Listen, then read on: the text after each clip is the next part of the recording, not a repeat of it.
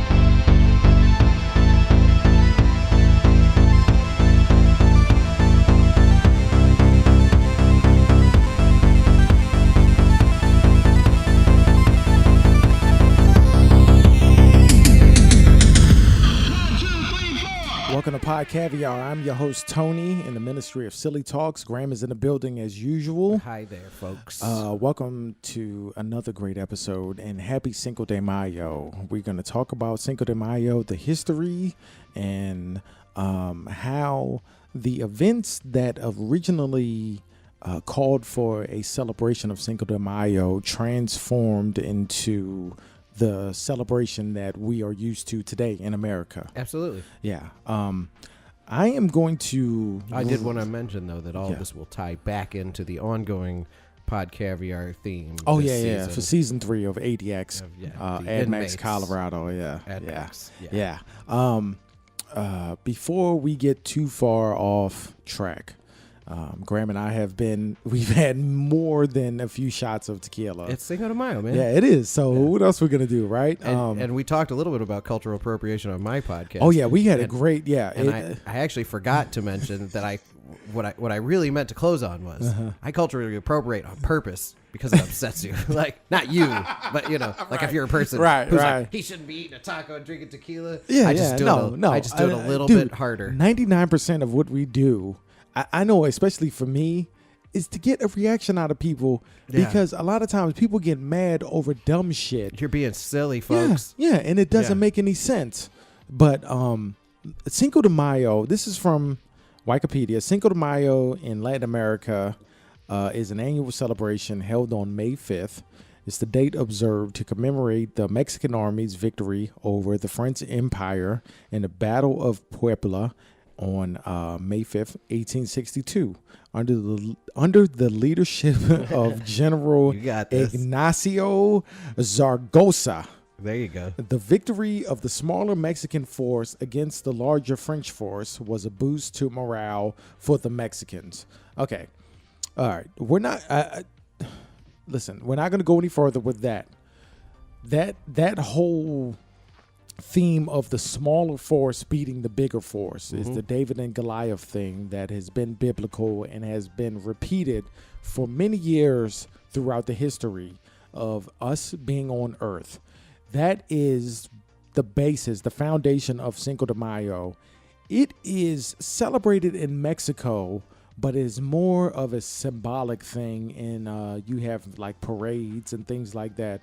The drinking and the celebration and all that comes from America. It is rooted in America. It started in California and it blew up to the point that it is now, to where beer sales are rivaled the Super Bowl. You have the Super Bowl is number 1. Number 2 is Cinco de Mayo. Yeah. And I wonder where that's where it is St. now. Patrick's Day lands in that. Oh, yeah. Let's see that. Yeah. It's got to be. And just like we talked about on the 1 Gram Army podcast episode, America is a melting pot of culture, of cultures. And a lot of people come here and we celebrate everything. And it's cool. And we talked about the difference between cultural appropriation, cultural transmission, and outright, racism. Yeah. And there's a difference between all 3 of those. Yeah. And in my opinion, one of them isn't a real thing. Yeah. It's just either... Yeah. conquering or racism or like blatant stealing, cultural appropriation as being defined by assholes on Twitter, I don't think is real. My God. And then me, being me, the bare minimum that I asked anybody that saw what I posted was just Google Cinco de Mayo and understand the history of it. It's not going to hurt you. Yeah. To what, still you go get to out learn and celebrate and it. You get tacos. Right. Yeah. Damn. What more does a human still brain celebrate need? it and go out and have a good time and then and just drink all the tequila and just have a good time and be safe. But this understand why Cinco de Mayo is celebrated in America so hard and it's so major. What does it say? This list of top events for beer, posted by the Brookston Beer Bulletin, tells a bit of a different story. Maybe Cinco de Mayo is numero nueve on this list because this list has 4th of July, Labor Day, Memorial. This is top to bottom. 4th of July, Labor Day, Memorial Day, Father's Day. Father's Day, god damn. Christmas. You know, I think it's a lot of single fathers that just I think that's I fall into that category. Actual fathers drinking, not people throwing celebrations for fathers. Right. Yeah. I can see that. Father's Day, Christmas / New Year's. Okay. Odd that they combined Christmas and New Year's. Yeah, that is crazy. But I guess as far as sales are concerned, the week before, the week of, it's all kind of a muddled mass. Then Thanksgiving, then Easter. And then the Super Bowl. And then the Super Bowl. Is that no way. I have some questions. I think that's just their beer. No, there's no way. No, this says all outlets combined. U.S. Food and Liquor Convenience. Yeah. Yeah. What? Yes, the Nielsen Company too is apparently responsible. Oh shit! For well this. then, okay, all right. Well, that holds a little bit of weight. Yeah. Weird. This is a strange list, and I'm guessing maybe Cinco de Mayo's number 9. It may be why they did a top 8 because of racism. They were like, but I wonder Father's Day over St. Patrick's Day. Yeah. Easter over St. Patrick's Day. I got to tell you, man. I guess maybe it's because those. You know what? Too. This is consumption by case. This is by people going to the store and buying beer. This isn't people going. This isn't people going to the bar though, which maybe. That's what we got to get to. Because I know that for me being a diverse father, and there have been plenty of times where I didn't see my kids on Father's Day, and that some things have happened on Father's Day. I've wanted to drink, so I understand how the fathers that want to drink because they can't spend time with their kids on Father's Day. Doesn't happen often, but when it does happen, this year is going to be one of those years. You're going to have some beers. I'm going to have some beer. I can only imagine. Oh, yeah. But, hey, it is what it is.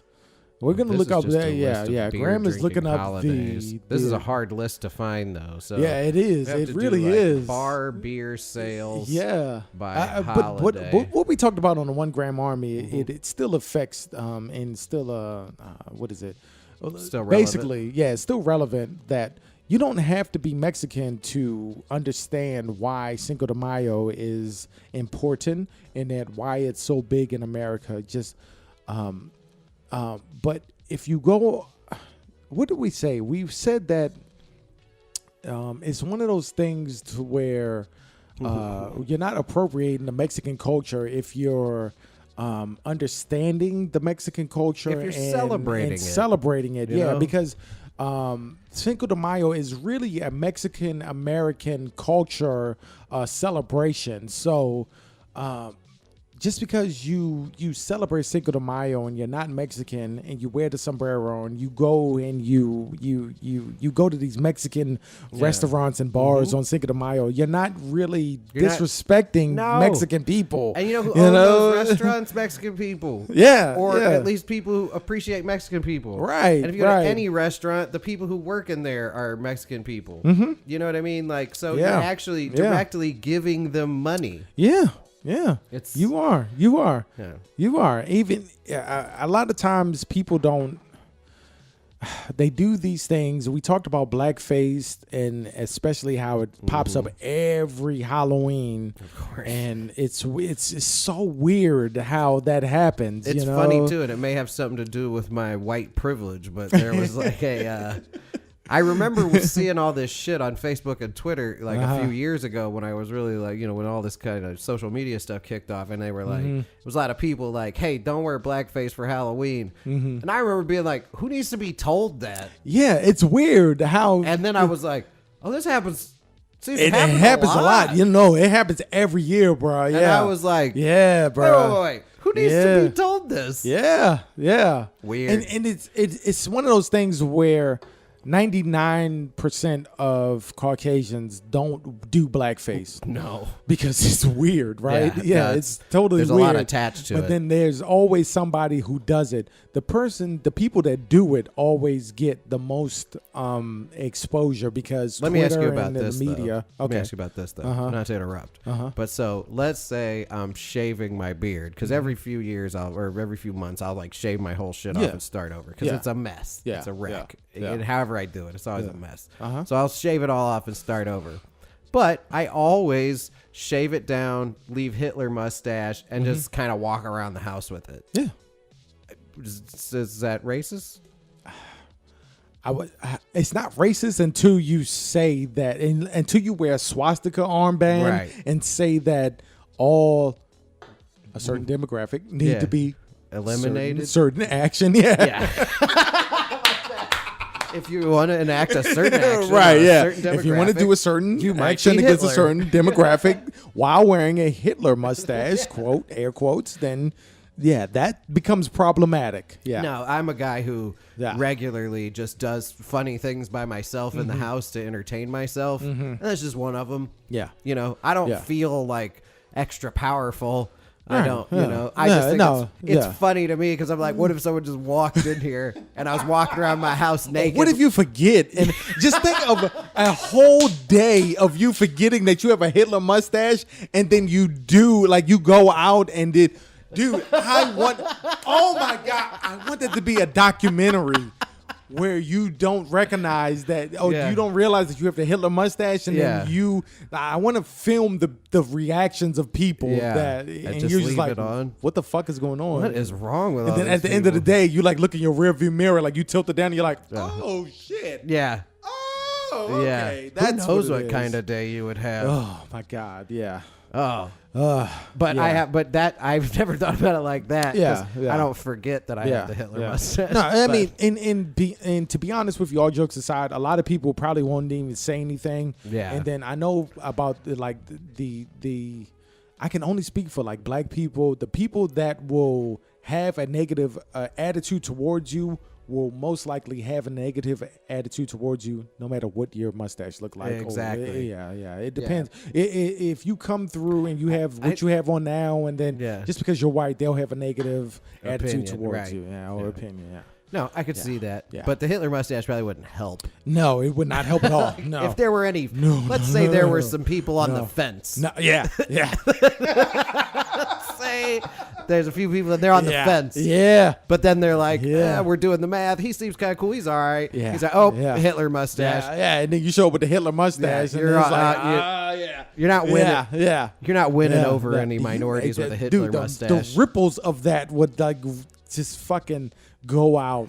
I would just be interested. Like, hey, are you cool with that guy Graham? Well, he came through with a Hitler mustache, and you're cool with him, so fuck him and fuck you too. And I'm like, what? Yeah, You could be like, look, I know we're racist. I know he has me in his home, and we eat each other's food and hang out and spend time with one another and engage in business. Yeah. But he is a horrible racist.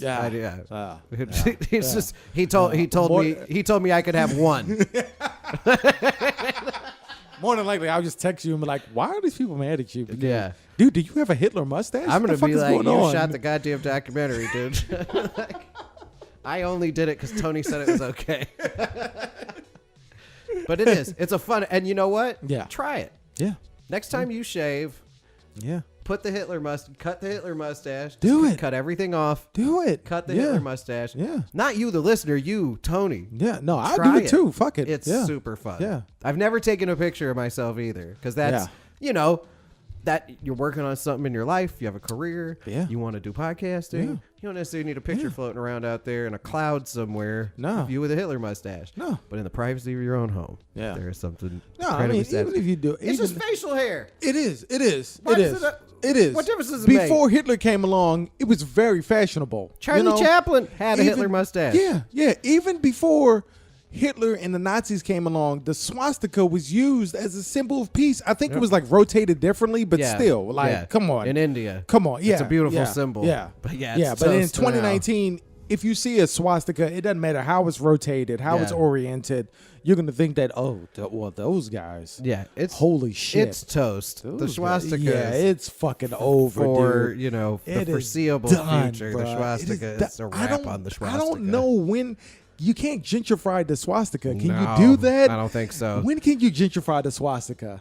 There's a marketing firm somewhere, right? No, There's a marketing firm there somewhere is, that's there like, is. we're gonna reclaim this thing someday. I saw pictures a year ago where there was a girl with like swastikas on it, and then people were still like, "No, fuck Yeah, no, you can't do that." Nah. Yeah, well, they had No. that deal, that stupid show, Man in the High Tower, or whatever that's called, where it's about the world. Yeah. But the Axis powers won yeah. the war. Yeah, that was a crazy show. Yeah, it wasn't. The storyline wasn't particularly good, but the concept was good. And there was a lot of the overarching stuff about the universe they created was pretty good. But as part of the marketing campaign, they in some New York City buses and in some other cities, Jesus Christ, they put these chairs in the buses that had like the not like. Okay, so it was like the spread-armed eagle Nazi logo, where in its talons is a wreath with a small swastika in the middle of it. Yeah. That was still too much swastika for folks. Yeah. And, rightfully so. Yeah, of course. Especially, it seemed to, I mean, in New York, though? Come on. And it seemed to, it was in New York, it was in Chicago. It was in places that have a high population of Jewish people. Yeah. And you know what they don't think is funny? Swastikas. Yeah. And rightfully so. Yeah, no. Yeah. Understandably. Yeah. No, that's like when 12 Years a Slave came out, and I was like I watched that movie, and I was like, yeah. Well, imagine if to promote Roots on a bunch of city buses in Harlem, they had put little tiny pictures of nooses and Confederate it's weird. flags. Yeah, it's just weird. You'd be like, I don't. like, what? This is what about a the fuck? TV show? Yeah. Like I would see that, and I And then would it's like- want to fight people. I would want to and fight then- the people who were responsible for that. And then it wasn't even like an issue of like, this show is actually, it's not like a Schindler's List poster that shows a Nazi guy in it with a swastika. Yeah, This is a show about how the Nazis won and took over America. Yeah. And your advertising campaign was like, Right. swastikas on buses. You know what? That's Amazon, man. Because the Amazon has their version of Black Mirror, and it's like, you guys you're there, but you're not there. You know, and that's just. Do you mind? It's weird. Yeah, no, that's fine. Yeah, it's weird, but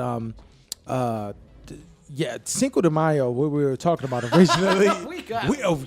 we fall down rabbit holes consistently on. Well, it's Caviar. important too, though, because we always point out how some people, when they call things racist or insensitive or whatever, we make fun of them. Yeah, but then there are actual instances where of racism, right, or just of someone being super insensitive, like putting fucking swastikas on a bus seat because you're promoting a TV show. That's weird, dude. That is so weird, and I can't. How do you get there? Because how do you have a TV show and there's no Jews in the room when you pitch that idea? But see, that's how it is in 2019. That was a joke, but also totally true. It right? is, yeah. Because even the U.S. government will have a council of like women's relations, but they'll have no women on the board. Yeah, and all of that shit is it's crazy. Like, you guys don't understand, and part of the problem isn't what you say. Part of the problem isn't how you act. It's the intention in how you guys are out of touch with reality. Yeah, my biggest thing, a lot of times, my biggest thing is that you're just out of touch with reality. Open your eyes and understand that this isn't 1927 like it's 2019 and that y'all have to change, but they don't want to do that. But Cinco de Mayo celebrated mostly in America. It became an American celebration. Its roots are in Mexico because of what happened in Mexico, like we talked about earlier. And because America is made up of so many cultures and so many people, America is a country of immigrants, no matter how much the... Oh, wait, hold on. Sorry, sir. Yeah. Do you mind? No. Because I just remembered, so that we close that topic. This is the list of the top drinking days. Oh, okay, yeah. Based on, This Let's talk about that. Yeah, cases sold in stores and also at bars. Okay. So Super Bowl Sunday number 1, Mardi Gras number 2, and then Cinco de Mayo number 3. Okay. Then Labor Day. 4th of July number 5. I think we need to bump that up. Yeah. Damn those. Jesus. Halloween. What? Yeah. St. Patrick's Day. St. Patrick's Day. Number 7, St. Patrick's Day. 8, Thanksgiving Eve. That's a drink. I think that, if you're out of town and you got to go back to your family, I'm gonna drink a lot too. Yeah. And then Memorial Day number 9. I guess they didn't buy. Memorial Day is like the end of summer, right? Yeah. Yeah. So okay, that makes sense. But yeah. All right, yeah. That list probably needs to be rearranged a little bit, but I would imagine. I get it. Yeah. Cinco de Mayo's up there. Yeah, which means everyone enjoys it. Yeah. On par with those other holidays. So it's a celebration of Mexican culture, and it's a celebration of a lot of people who don't understand why you're celebrating the culture and the history of Cinco de Mayo, but it is a celebration of Mexican American culture. Absolutely. And that's what we're getting at here. And to tie into the season 3 subject of Pod Caviar, the ADX prisoners in the Colorado prison, federal prison, we're going to switch from Cinco de Mayo to the Mexican Mafia, who has leadership that is imprisoned in ADX. The Mexican Mafia itself was formed and mostly operates in America, so that the name itself says Mexican Mafia, but it is an American Mafia. Mexican-American organization. Yeah, it is a Mexican-American organization, and it is... When they name it that, though, you know what that is? That's old penitentiary trick. There it is. Yes. Yeah, we have to... Squeeze it in there. Yeah, we got every to. Every episode, yeah, we have to do that. But yeah, the Mexican Mafia, let me pull up my notes. If you want to pull it up on a screen. But let's see. It was formed, and it was founded in 1957. The Mexican Mafia, according to Wikipedia, is a highly organized Mexican-American crime organization in the United States. Despite its name, the Mexican Mafia did not organize in Mexico. It is entirely a U.S. central prison organization. Law enforcement officials... Yeah, I was going to say specifically it's a prison gang. Oh, yeah. You know what I mean? Yeah. Law enforcement officials... what does it say?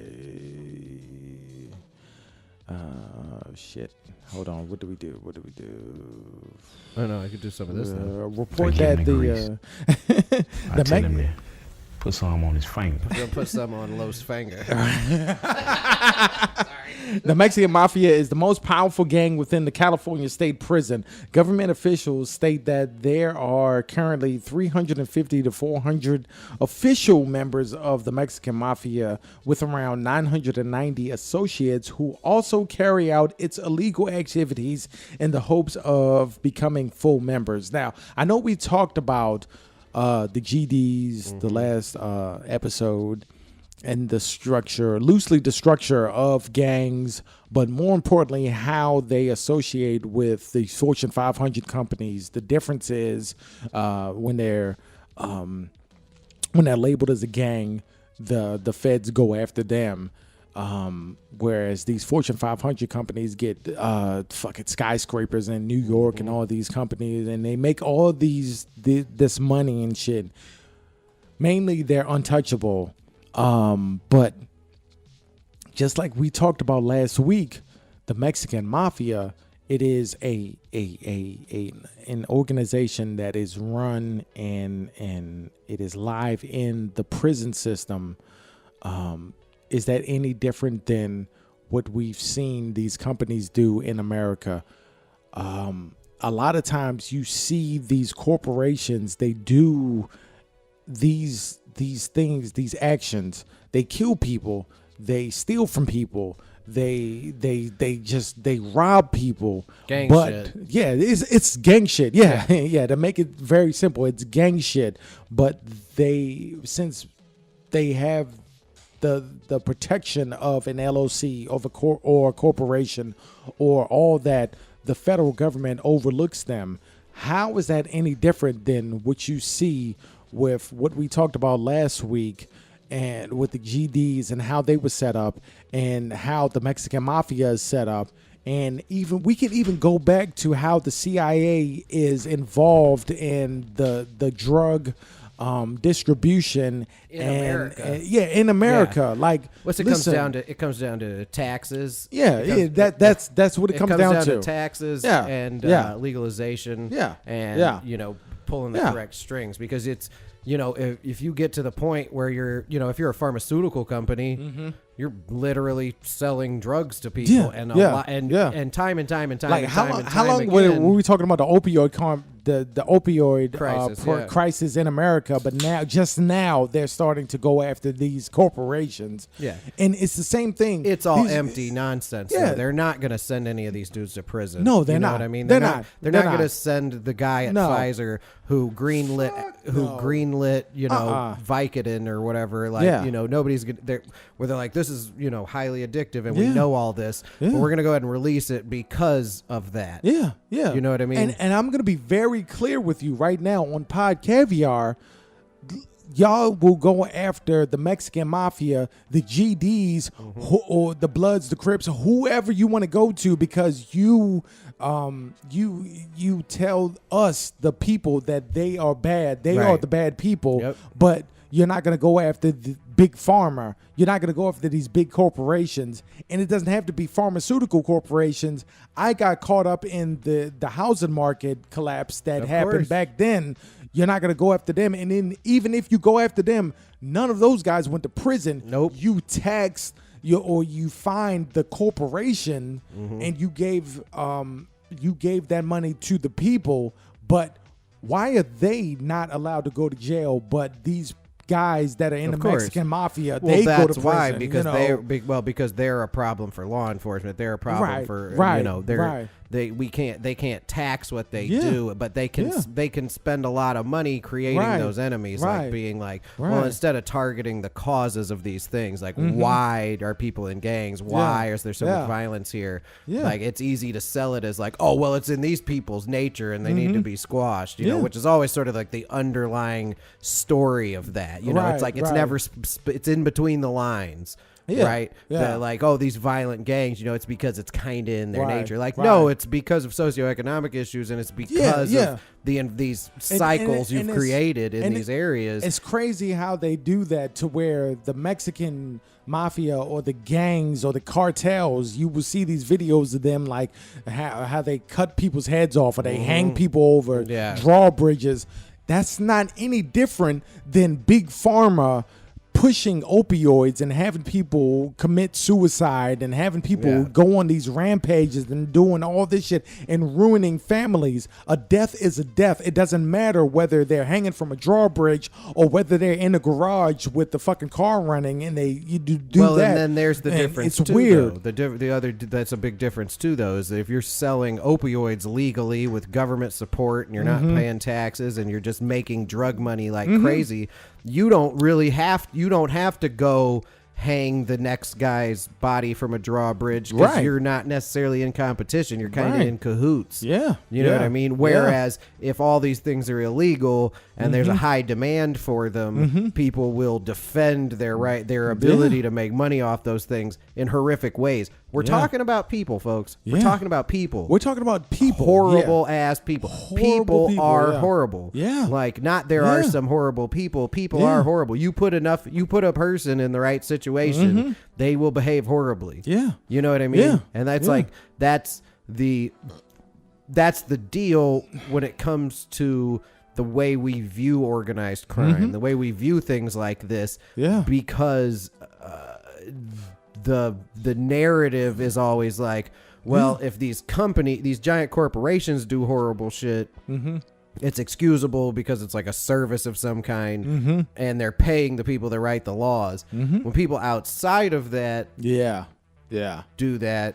Yeah. And I mean, and that, but also too, the argument is like, well, okay, well, when the GDs do it, there's a bunch of violence. And I'm like, yeah, there is violence, but that's because they don't have like lawyers and shit. Yeah. You know what I mean? There's not like corporate governance. Yeah. There's just brute force when it comes to enforcing your territory. Exactly. And if those things were legal, like, you know, and if you struck at the core of these socioeconomic issues, like Larry Hoover probably would have become CEO of a corporation, or started his own chain of grocery stores, or you know what I mean, like the drive within him would have been. And if you had struck at those early enough, then it's not like an ingrown thing, because like it's not cyclical. You get all these heads of, you know, you talk about Larry Hoover, you talk about the heads of the Mexican Mafia, you talk about the heads of all these cartels and everything. It's like, look, y'all.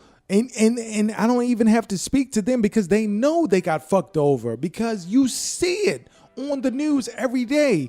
There's no difference than a Larry Hoover than the CEO of Enron or all these big pharma companies. There's no difference. The only difference is the government pointed to a Larry Hoover or the heads of the Mexican Mafia and was like, y'all are bad guys. We're going to throw you in prison. Yep.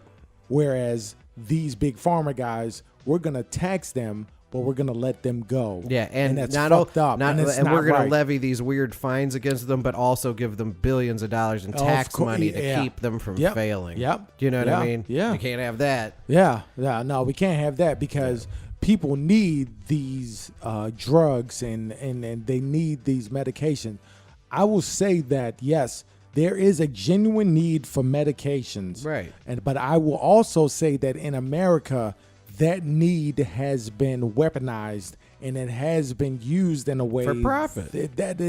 For profit. And that's when it gets wrong, because you have people that need Adderall, you have people that need these painkillers, but then you have people that use these things for evil doing. Well, and it goes from the top down. You have doctors prescribing them to people who don't need them. Yeah. They give people pain medication and they don't like be like, here's the safe, like, this is a very dangerous drug you're taking. Right. Here's how to properly use it. I'm going to tell you where we're at right now. It is very easy for a person to get not pain pills right now, not opioids, but like certain drugs, amphetamines.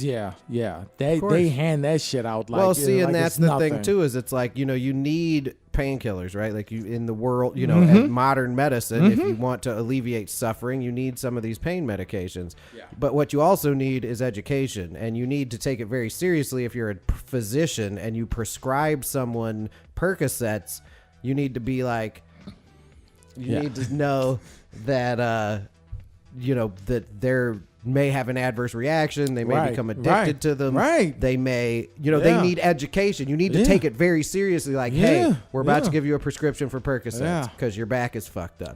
You're going to go to this place at no cost to you and learn about how to properly take this medication. That's how it should be. Because if you were a pharmacy company and you were serious, like, you were like, okay, we're about to dump a shitload of really dangerous drugs into the population. How can we mitigate what's happening? What we knew was going to happen now based on our own goddamn lab reports. Like, why is that so difficult? You know what I mean? And until they can come up with something like that, there's no reason to just keep letting them pump shit in here.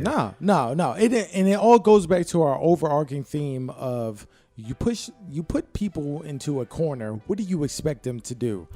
the government will not admit to this, but the government has also been at the forefront of supplying drugs and then being in the trenches of these companies or these countries that have political conflicts that draw down to drugs. Listen, Pablo Escobar was deep into his country, and then he was doing a lot of good things for his country, but at the same time he was dealing drugs. Listen, everybody does something bad. That's demand. The supply and demand. Like you said, business. Yeah, I agree 100%. Supply and demand. Do you not think the CIA had anything to do with that? Do you not think the CIA had anything to do with El Chapo, the Mexican Mafia, and all of these cartels and these gangs in Chicago? We can prove this. We can prove this, bruh. Of course. You cannot tell people that you have the First Amendment rights to say whatever you want and then do all this fuck shit and then expect us not to speak on it. Yeah. It's fact. It's fact. It is fact. No, it's weird, man. The government's relationship with drugs is crazy. The strangest shit in the world. It's almost like we allowed like Colombia and then later Mexico to become the places they were as far as drugs were concerned. Yeah. In order to justify why drugs are illegal in this country, why we spend so much money on law enforcement. It's all just justification of bullshit. You know what I mean? It's like that's the deal in Mexico. Like, listen, there has been a war going on in Mexico. A real proper 30,000 people a year dead a war in Mexico going on for about as long as we've been in Afghanistan. You know, when we were in Afghanistan, the heroin production went up. It went up. Oh yeah.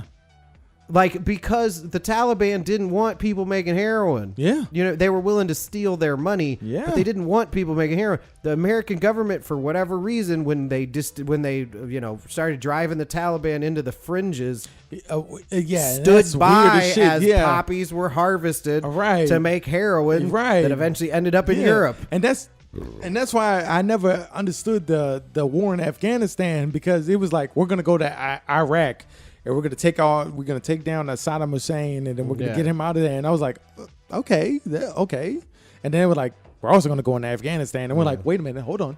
Well, wait, what? Yeah. No, it was the other way around. After 9/11, we went to Afghanistan, first. Oh, we did. Because they were like, "Oh, the Taliban is Osama bin Laden's thing. We assume he's there." Who put Osama bin Laden in power? Yeah, That's its whole own episode. Yeah, it is. Right? See, and that's not a fucking secret either. The end of Rambo 3 is all about Rambo going to help the jihadists the Taliban in Afghanistan fight the Soviets. Yeah, because the Russians are evil. Yeah, and then 20 years later, we're like, oh, what was that Tom Hanks movie where they talked about the American involvement in Afghanistan back then, which led to us back in the Taliban. Yep. And then helping them beat the Russians. It all funding comes to and us. Training the Taliban. To fight. It all comes down to us. I'm going to break this microphone off of its stand, dude. The American government will shit on itself in we helped the Taliban beat the Russians because we don't like the Russians. But then the Taliban did what? They planned plenty of terrorist attacks that led up to 9/11. We talked about this in season 2. Listen, dude, we trained them. The U.S. trained them. Yeah. The U.S. armed them. Yes. The U.S. funded them. Yes. To fight the Soviets. Yeah. And then, because they were like, here, you're going to need this training and these weapons in order to fight a land-based army trying to invade your country. Yeah. And here's how you do it. Yeah. And then 20 years later, we were like, we're here. We're a land-based army, and we're invading your country. I hope you don't have any idea how to defend against this. Right. Hope we didn't give you any suggestions, maybe. Right. Hope none of the shit we're doing looks fucking familiar. Exactly. After we taught it to you. Exactly. Yeah. Exactly. And what did the fucking... Dude, listen. Listen, This is a mess. it's a mess. This Cinco de Mayo podcast is a mess. It is a mess. We've had a lot of tequila. It and is now a mess. I'm just getting We had angry a lot of about tequila. We're fucking drinking Modelo. Afghanistan. Yeah, we talked Fucking- about the history of Cinco de Mayo. We talked about how Cinco de Mayo is We're mostly. almost at 40 minutes. Are we? Yeah, no. We talked about how Cinco de Mayo is mostly celebrated in America. The history of why, but everything we said is true. It is. It is true, 100% true. Even and if it most wasn't in importantly, order. as the theme of season 3, the Mexican Mafia leadership is held in ADX, Colorado, and how the U.S. government contributed to the current drug wars going on in America, in Colombia, and Mexico, and Afghanistan. It all goes together. Listen, We got to it at 40 minutes on the dot, by the way. I understand that cartels and gangs and mafias, they do a lot of shit that is horrific. They do a lot of shit that is horrific. Anybody can agree with that. I don't give a fuck whether you're just listening, whether you're a normal person, whether you're a devout Christian or whatever religion, whether you're part of the mafia, whether you're a part of the gang. They do horrific shit, and that has been documented. What has also been documented is the fact that the government of America, we can only speak on America, okay? We don't Now, know. America is not the only government, but we're speaking on America. They have been heavily involved in this, in that they basically painted these organizations. They stood them up, they funded them, they trained them, and then they painted them into a corner. What did you expect was going to happen? I mean, Agreed. come on. Yep. I mean, goddamn. Supplied them. Yeah, but the theme of this episode is that Cinco de Mayo is mostly celebrated in America. A lot of people don't know why, and that the Mexican Mafia is also founded in America, not Mexico, and that the Mexican Mafia leadership is being held in captivity in ADX, Colorado, ADMAX, for various reasons. Mostly, racketeering and murder and conspiracy. Yep. I don't know. I don't know, bro. I think we got to somewhere. No, we got it. No, yeah. What I just said It right was- there glues it all Wrapped together. it all Yeah, up. yeah. That's how I felt. Yeah, I was that's like, what it you're putting is, the yeah. laces in the football here. Yeah. That's what it is. We got there. Yeah, we got there. People are going to enjoy We got this. there. Yeah. You have to understand that it is Cinco de Mayo. We understand what Cinco de Mayo is about. We celebrate Mexican American culture. Yeah, but we also we've had had a a tequila. lot of tequila today. So the fact that we were able to coherently piece this together we did is something here, The Nobel for sure. people need to come in here and give us medals for this. I'd like to But- play this real quick, though. Go ahead. To alcohol, Yes. the cause of and solution to all of life's problems. And then this, and then I want to play this little number about Randy's gut. All right. Randy's gut is full of dirty old cheeseburgers. All right, that was important. All right. You want to play with soundboard some more? Or you want to end the podcast? What about- No, we already got 40 minutes, so yeah, let's do okay, that. well, Excuse me. I'd like to ask you a few questions. Hey, be sure to check out the 1 Gram Army. Subscribe to that. I'm always on the 1 Gram Army. Graham is always on Pod Caviar. They are the same. We talked about this last week. You can, because you have two choices. You can subscribe to us willingly, or we're going to force you to subscribe to us. come to your fucking house Yeah, and do yeah. in podcast in your bedroom at 2 o'clock in the morning. That's exactly what's going to happen. Each and every one of you. Yeah. The Shirt Caviar is doing big things in 2019. ShirtCaviar.com. Please check that out. Check out the 2019 collection. We have many shirts that are available. We have the 1 Gram Army shirt that is available. We have the Pod Caviar shirt that is available. We have the Time's Up Dolphin shirt that is also available. You made some shoes, too. Yeah, and I also recently got the Red Dawn shoes. If you go on shirtcaviar.com and look up foot shirts, that is the shirt. That is the shoes department. The shoes are amazing. They come in a personalized bag, and I will. This month is what, May. Cinco de Mayo. Yeah, I have a design for May. Next month, I'm going to change the design. What you get is a vinyl that you can use to carry your shoes or carry whatever. It is a drawstring bag. It is amazing. I have it on shirt_caviar on, Instagram. Check that out. It is amazing. But thank you for listening to Pod Caviar. We are going to finish celebrating this shirt. Yeah. Not shirt caviar. We're going to Shirt de Mayo. Cinco de Mayo. Yeah. Shirt de Mayo. What do you say? I don't know, something about being gay. Thank you for listening to Pod Caviar. Check out Y'all 1 quit Gram playing. Army. Quit playing. Later on tonight, I'm going to do Game Caviar. Excellent. And that's going to be awesome. Check out Game Caviar. Check out Short Caviar. Check out 1 Gram Army. Thank you for listening to Pod Caviar. That is Graham. I am Tony. We're awesome and we're out. Sticking in his ass.